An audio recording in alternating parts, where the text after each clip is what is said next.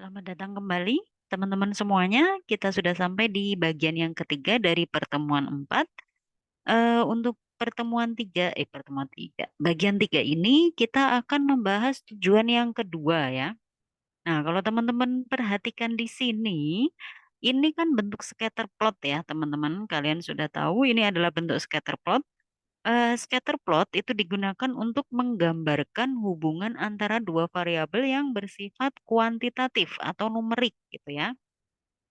Saya ingatkan lagi kalau dua variabel bersifat kategori, maka scatter plot tidak tepat untuk digunakan.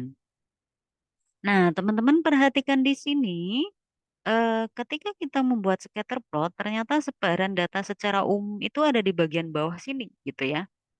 Eee, ada yang mencar di sini, ada yang mencar di sini. Nah, ini adalah kandidat-kandidat dari pencilan, yang artinya ada nilai-nilai ekstrim yang jauh dari sebaran data secara umum. Setelah dilakukan transformasi, yaitu dilakukan, transformasi dari, populasi, dilakukan logaritma gitu ya.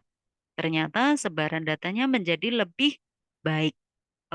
Datanya menyebar tidak jauh seperti yang di sini, ya walaupun ada yang jauh tapi tidak terlalu jauh dari sebaran data secara umum. Dan pola datanya sudah bisa dilihat yaitu hubungannya adalah semakin, luas areanya gitu ya, hubungan kepadatan populasinya juga semakin tinggi gitu. Jadi di sini tujuan 2 dari, transformasi adalah melinearkan scatter plot atau diagram bencar.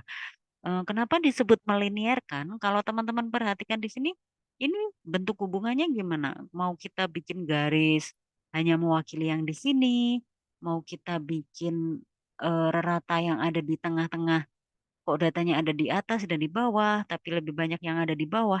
Jadi hubungannya ini tidak linier ya teman-teman, tidak bisa kita wakili dengan satu garis yang seperti ini. Karena apa? Ini sebaran datanya di bawah, di kanan, atas gitu.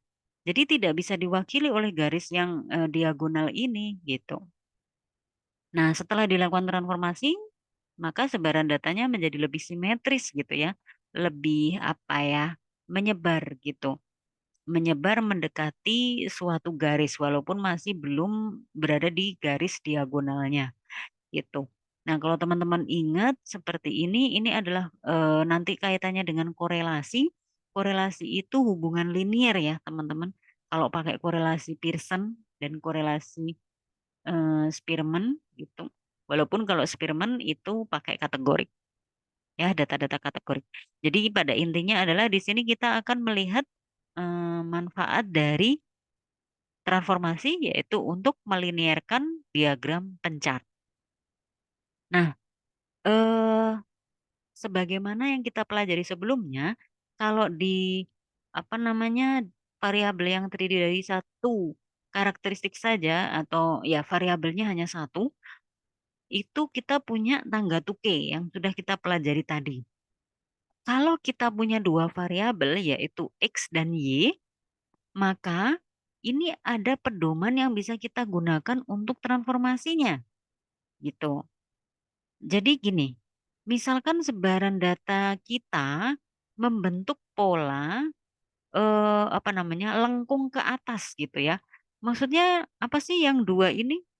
Baik, saya berikan contoh, misalkan ada hubungan antara 2 variabel yaitu variabel X dan variabel Y, di mana sebaran datanya memiliki bentuk cenderung membentuk kurva seperti ini. Nah, misalkan kayak gini, ya.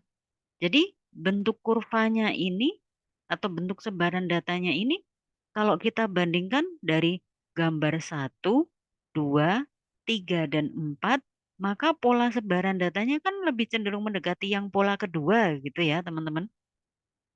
Nah, karena dia sebarannya seperti ini, maka eh, untuk bisa melakukan atau untuk mengubahnya menjadi linier, perhatikan di sini, maka X-nya adalah dinaikkan, Y-nya diturunkan.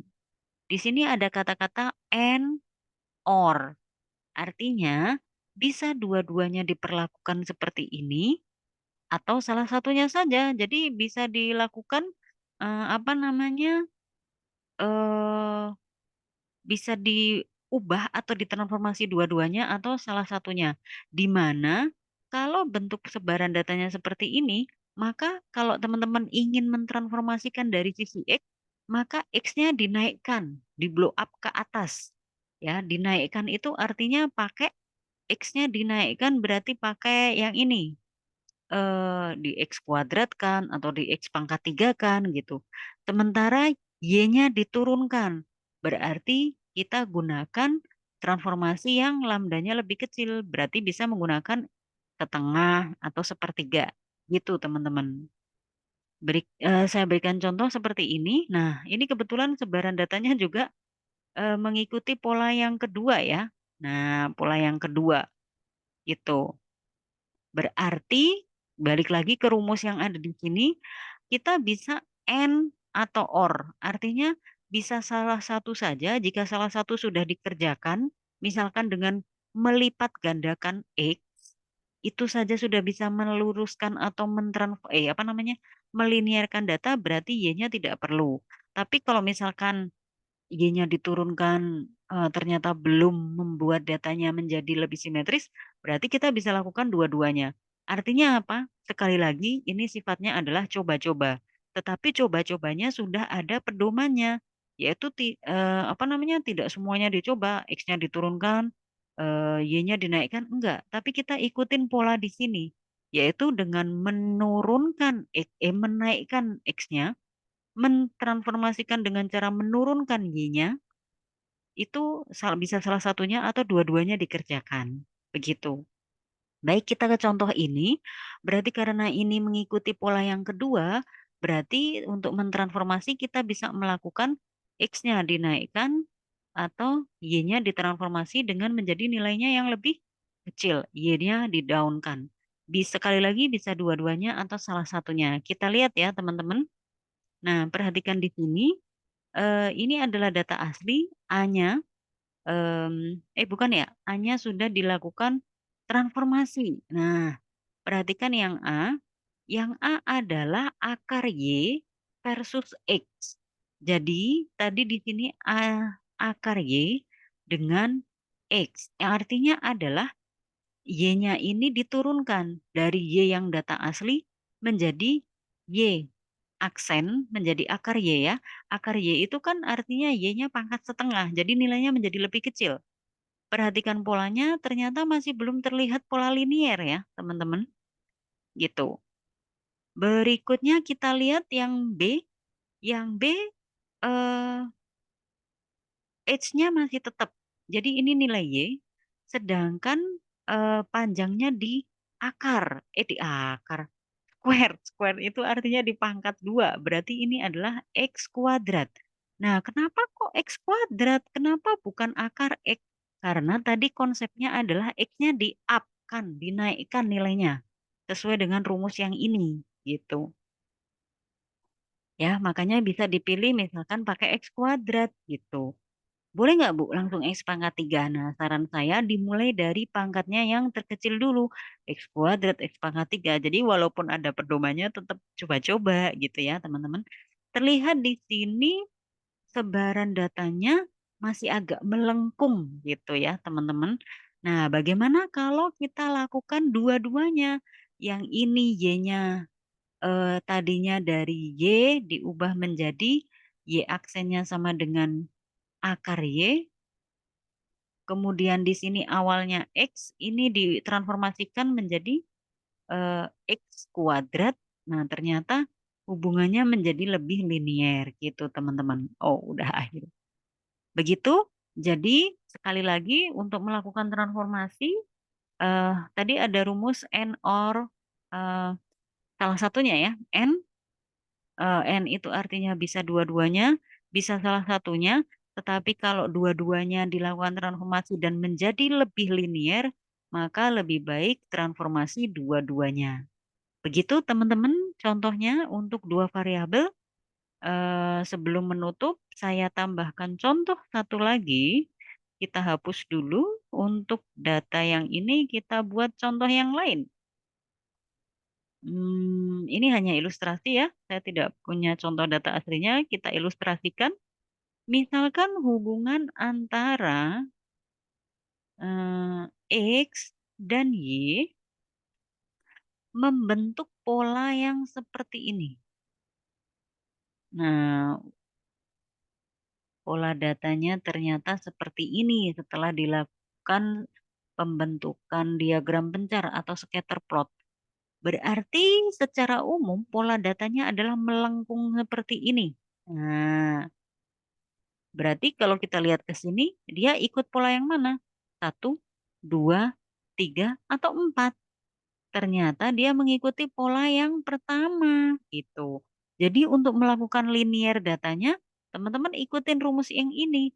Berarti X-nya bisa di-up-kan, yaitu dinaikkan. Artinya kita bisa memilih pangkat yang lebih besar dari nol, yaitu lebih besar dari satu, karena kalau satu itu berarti tidak ada transformasi, bisa dilipat gandakan dengan transformasi X kuadrat, X pangkat 3 dan seterusnya. Kemudian Y-nya juga up ternyata. Berarti Y-nya juga bisa menjadi Y kuadrat atau Y pangkat 3 atau Y antilog, antilog Y dan seterusnya. Gitu ya teman-teman. Jadi ini adalah pedoman-pedoman yang bisa digunakan untuk melakukan transformasi pada hubungan dua variabel. Baik, itu adalah bagian akhir dari materi pertemuan 4. Terima kasih banyak atas perhatiannya teman-teman. Semoga bermanfaat dan semoga bisa dimengerti. Sampai di sini, sampai jumpa di kelas nanti. Saya akhiri. Wassalamualaikum warahmatullahi wabarakatuh.